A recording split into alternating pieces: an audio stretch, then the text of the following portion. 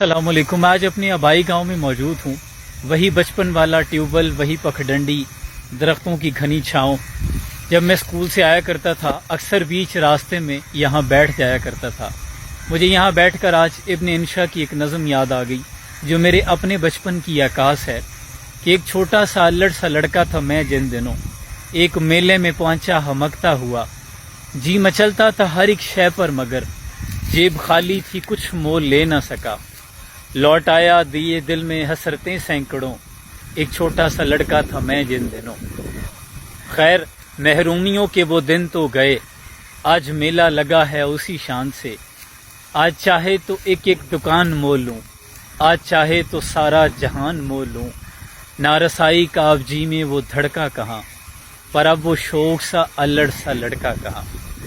जिंदगी में बहुत से मुश्किल फैसले आपको करने पड़ते हैं, ना चाहते हुए भी हालात की जंजीरें पांव जकड़ लेती हैं, और उन फैसलों में सबसे मुश्किल फैसला आपको अपना गांव छोड़ना होता है।